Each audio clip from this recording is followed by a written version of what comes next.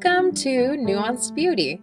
This podcast is intended to be a spot where my husband Bill and I will capture some complex thoughts and challenge us to hold to our opinions loosely so that we can see the beauty in others and the beauty in ourselves. I want to challenge us to dive deeper into those everyday topics and those sticky topics that we might shy away from, or we might bulldoze over others with our opinions. Because I think there's wisdom in this idea that if we all thought exactly the same, there would be no need for anyone else. So let's have a conversation and let's get nuanced. Hi guys, welcome back to Nuanced Beauty. Hey everybody. For this week, Breaking news!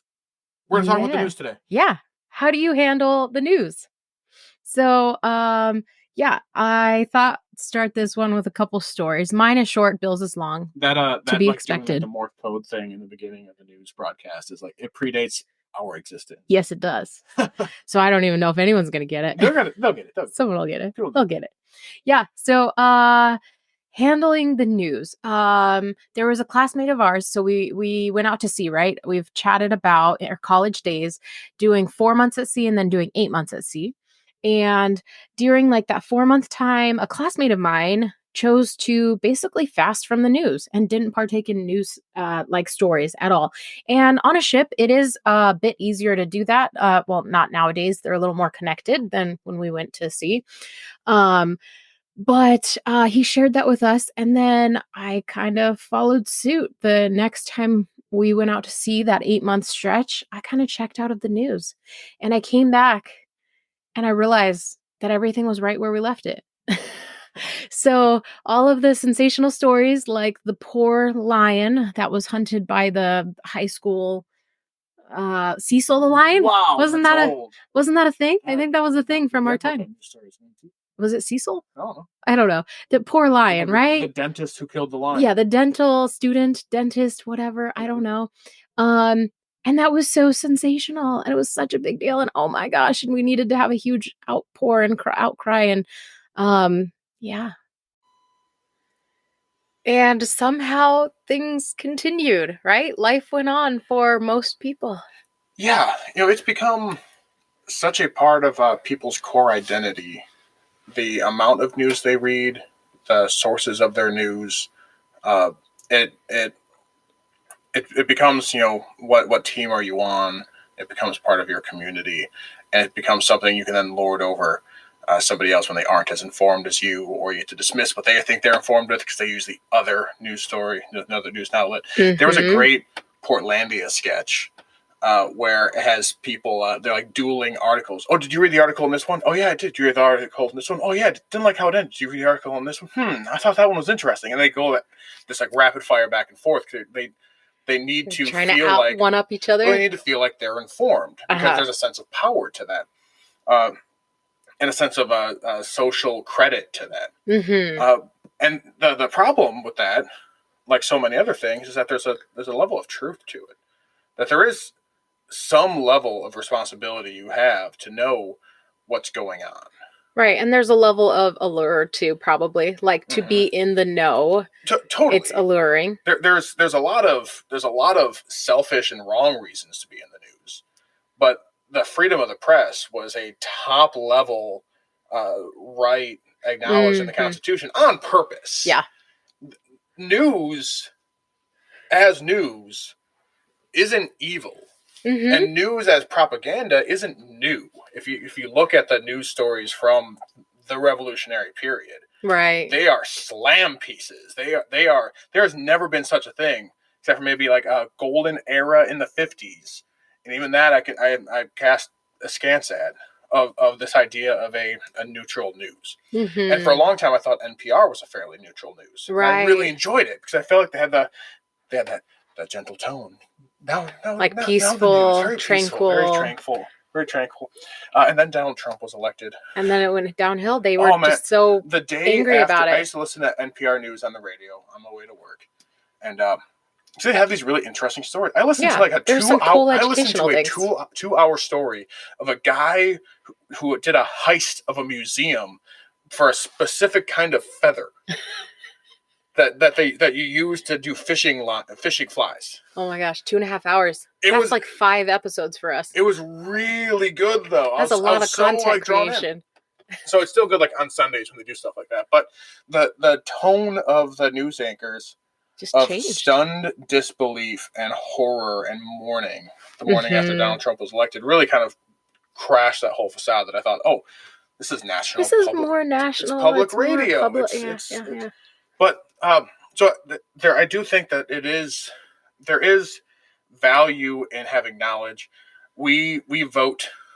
That matters. You should know a little bit about these people. I think we're forced to be in this place that we have to watch too much to try to catch the aggregate. I did, I completely ignored the news and completely ignored politics. I just did whatever voted for whoever my dad told me to until the 2012 Republican primary when I was at sea for that.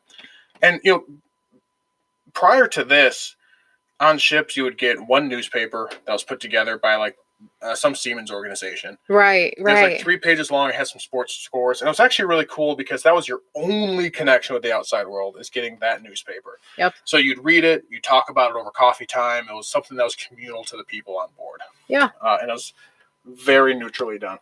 But in this era of sailing, I did have internet. Not enough to video chat, not enough to watch videos or stream or anything. This was, again, 2012. But I could get text news. And I got so into the spectacle of this primary and the long form articles about how these debates went. And in retrospect, the reason why I did was because I was so depressed. That was a very miserable time in my life. I got fired from that boat shortly after that primary concluded. Right. I did not have a lot of things going well for me. So when I was reading the news, I was part of this larger community. And when my team got a win, I got part of that win. I got that dopamine hit. And I supported Ron Paul in that primary. So I didn't get a lot of wins.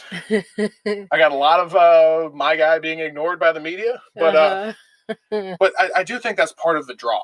That's part of the draw to the inflammatory news cycle, is just people have dissatisfaction in their lives. And to be part of something bigger than themselves and get that dopamine hit every now and again when, Ben Shapiro owns the libs, it makes people feel good for a minute. And it's a drug like any other. Yeah, and I think, though, like with the dawn of the 24-hour news cycle, we get into the tension of how much we want to be in the know and we want to be update on things versus how much we can actually handle, like how much we actually have bandwidth for. Like me needing to know about a potential thunderstorm back in the Midwest, or like there might have been tornado warnings back outside of Kansas City. And do I actually have the bandwidth to acknowledge what's happening over there? And I have a lot of friends and family back there. So obviously if someone's hurt, I want to know and I would care. You're not going to find that out from the news. But I'm not going to find that out from a headline saying that there's a massive thunderstorm passing through the Midwest. And so it's like this juggling act of how much time I have to pay attention to what's going on in my local area, in my national level, and where it brings value, I guess. What's hard is that we want to say, oh, I should only really care about what's on my local level. But the problem is we had these mega corporations buy up all of these local channels. You ever seen that YouTube video where it shows like a collage of local news anchors saying the exact same?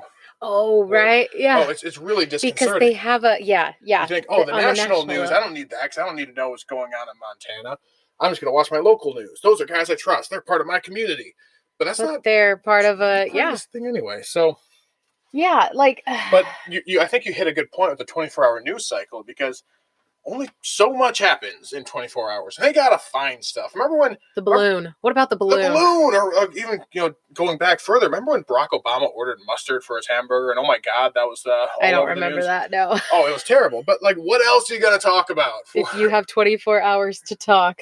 Yeah. So now there's 24 hours of content out there, and you as a news consumer, and as someone who really wants to do the right thing, you really want to be informed as to what's going on in the world, because things matter, right? So now you feel like you have to know all that. And if you don't, you're not doing your job as a citizen. You aren't holding up the part of your bargain for your team that you've now invested in. It's That's hard. There's a tension there. Yeah. And I think, though, one of the things that stands out to me for the negative is the sensational language and the buzzwords that are supposed to elicit fear or anger, or they're supposed to cause you to be so curious that you absolutely must click on this because you need to know.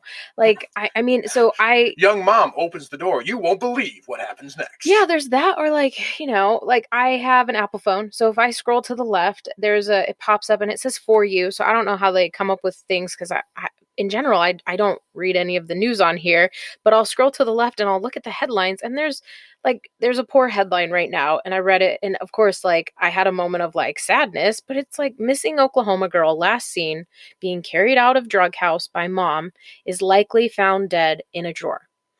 So that article right there is it's a gut-wrenching like punch, and it causes intense sadness, and for me, it causes intense anger.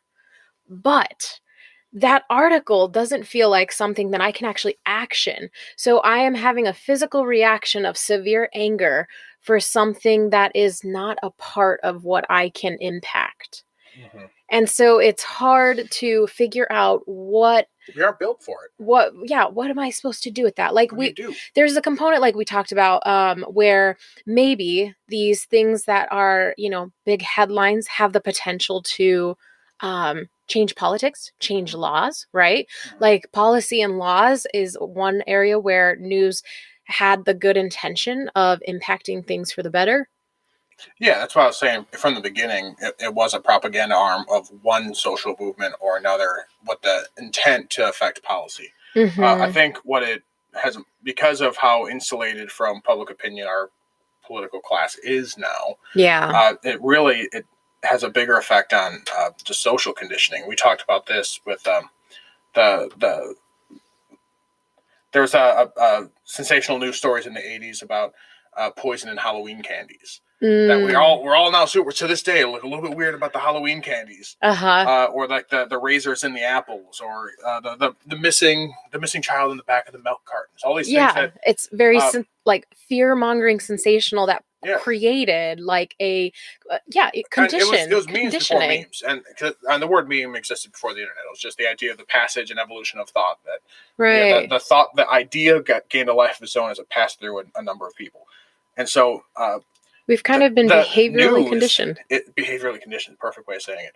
But the news is a meme generator. It's trying to get people to talk about things, to think about things in a certain way. And ideally, those thoughts have a mind of their own, and you can't really trace where they came back from. Oh, isn't that, like, I was telling you about, did this already come up maybe in another episode, but the TikTok thing, or was it not TikTok, but it was, putting out an article or a fake picture, like the whole misinformation, disinformation is another thing.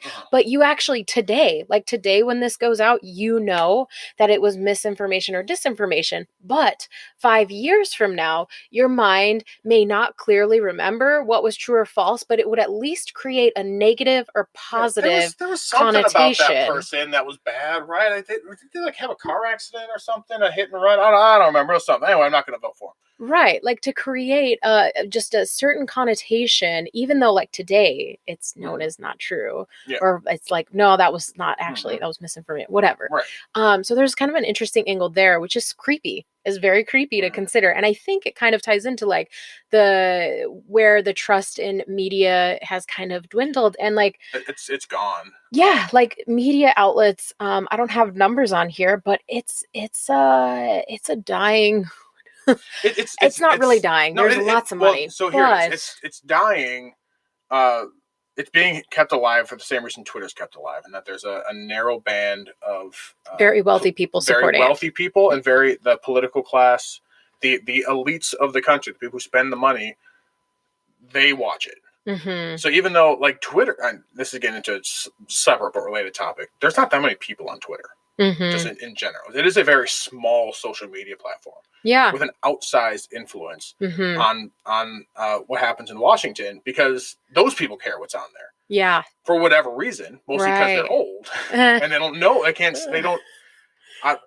They're not all old, but yeah, they are though. And so. But with that, like, but I do have hope that they are dying, because there are alternative media sources out there that are doing better. Yes, and that's the next topic, looking at time and everything. We wanted to talk about other news outlets.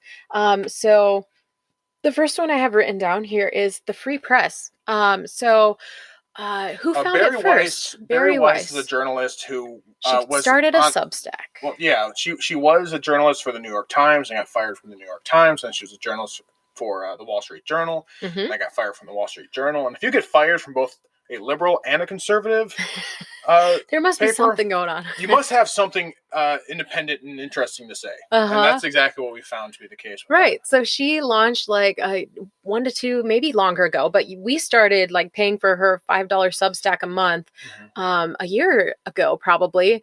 And like she got something like 300,000 subscribers. And so she has launched the Free Press to provide news. I liked it better when it's called Common Sense. Yeah, I liked Common Sense too. It was called Common Sense with Barry Weiss, which was like the weekly. Was it more than weekly? I think it was. It was a few times a week. But then she started having more guest writers come in, so she launched it as a new thing. Yeah, so the Free Press, and she's been able to hire people on, so it's like that's cool. Because there is a hunger for real news to the point that people are actually willing to pay for it. Yeah, and that's how you kill the sensational headlines. Yeah, by changing the incentive structure. Right, and it's like what's kind of nice is like, first off, neither of us totally align with all of the points made. No. I mean, like, and that's why we like it, because it's not totally slanted in one direction. I kind of hate listening to things that purport to align with my interests, because they usually do, but not quite, and that uncanny valley of like, oh no, I agree with what you're saying, but you're kind of an asshole. Really kind of sours me on a lot of right-leaning media. Like, I agree with you in principle, but you're kind of a douche. Yes. But then other Substacks, Matt Taibbi. Big fan of Matt Taibbi. And there's another one that you like too. This might be the book of today called Hate Inc. That's 100% going to be the book for today. Okay. Because he delves into this topic very deeply and very passionately. Yeah, it's well done. Well done. Okay. And then the next one we were going to bring up, Breaking Points. And I'm going to slam you on Breaking Points, because I agree that it's a good alternative media. But if you read through their YouTube page, their titles are so sensational. So this is interesting. So I found Breaking Points via the podcast, and had I found them via YouTube, I would have never listened to them. How managers illegally retaliate against work. Right.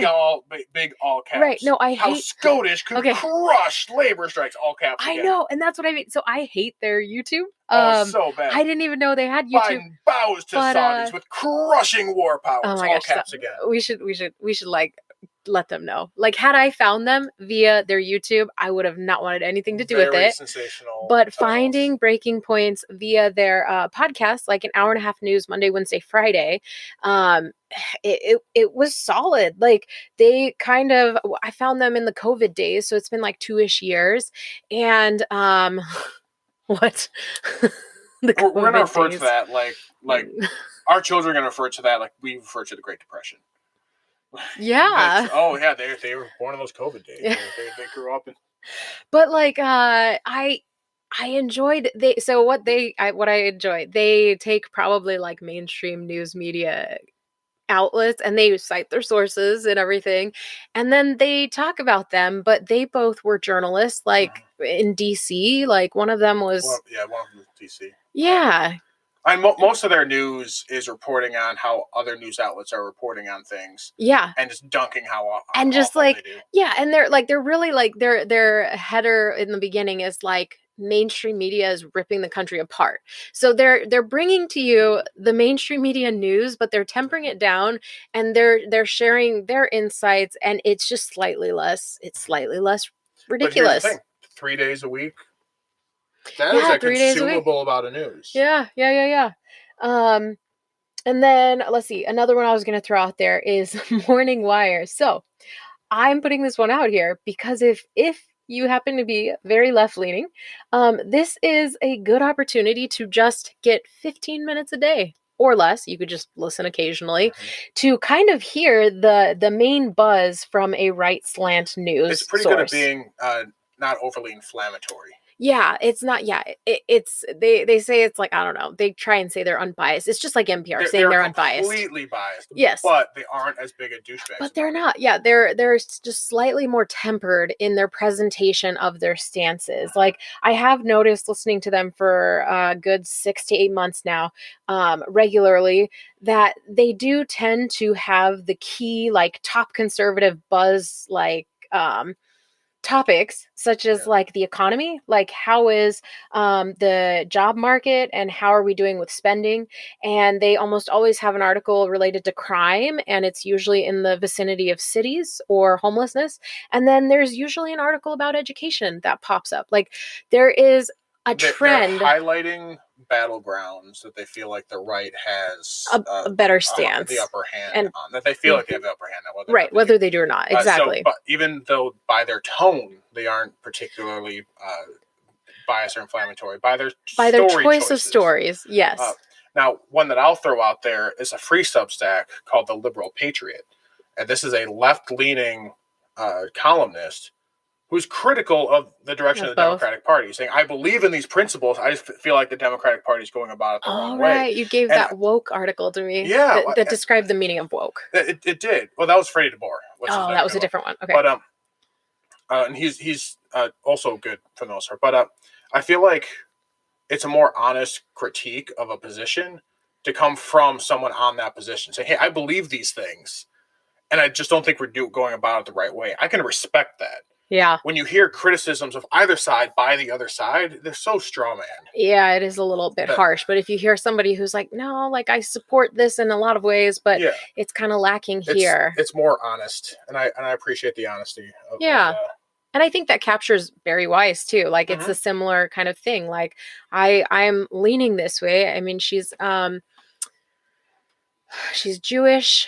Married to Nellie is her wife, and she's a Jewish lesbian. Yeah, and she is Democratic, but she's also like old school feminist. Yeah, old school feminist. She's a TERF. You can call her. There you go.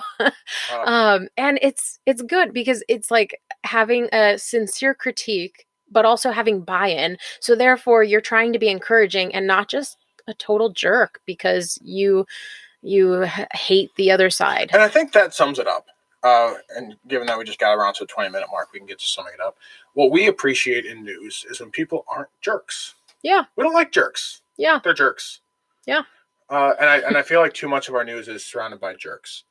And it's hard because there is a reasonable responsibility to be an informed citizen. Yeah. Unless you're going to vote for someone dumb. Actually, you're going to vote for somebody dumb because only dumb people run for office. No reasonable person would want that job. Yeah. So I guess that was that's what we're missing, because it's lifers in government. Yeah. But with that, so the nuance in this is though that consuming news is good. Mm-hmm. The amount and how, and it's like food. It's just you need a healthy diet. Yeah. And find people who aren't jerks. And hopefully having some alternative independent news suggestions in your pocket you can take away and maybe find something that you enjoy that is not just the mainstream slant. Mm-hmm. All right, guys. That's all we got for today. Thanks, everybody.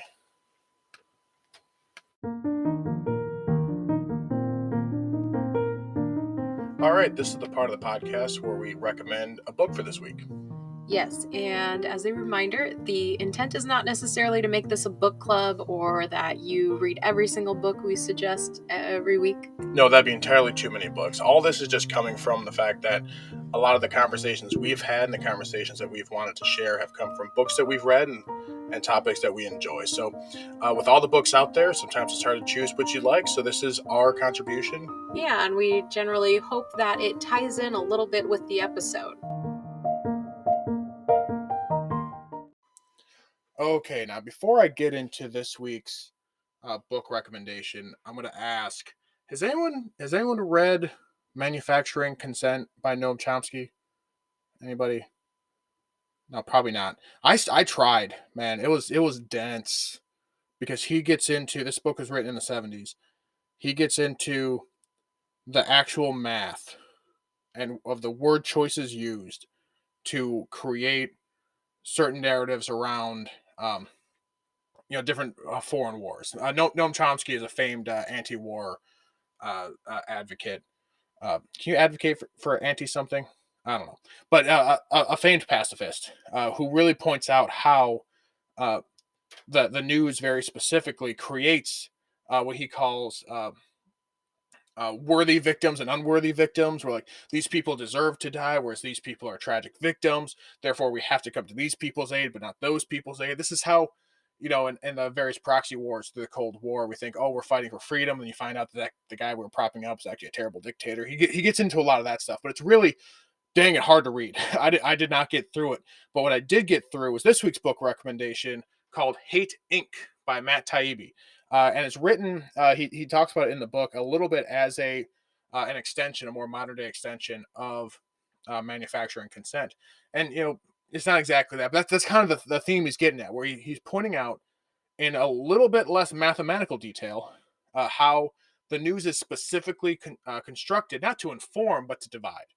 Uh, and it's humorous how he goes about it. He talks about, I don't know if any of you guys are fans of professional wrestling. I'm not, but he characterizes uh, all of that 2016 presidential run like a WWE match, where Donald Trump, who actually has appeared in professional wrestling multiple times, is filling a role like a character in a WWE or whatever the acronyms are now.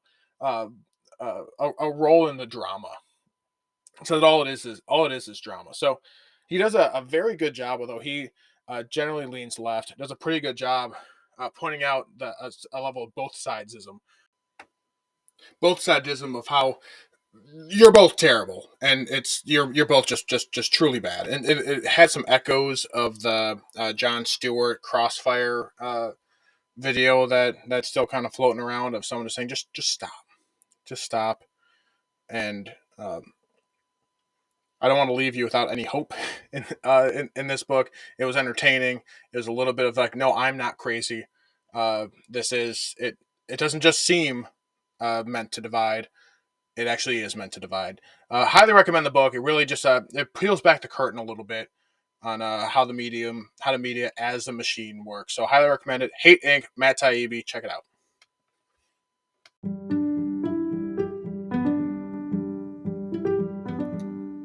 Thanks for listening to today's episode. If you aren't already following us, please follow us on your Spotify or Apple Podcast account. And look us up on Instagram at nuanced_beauty. Until next week.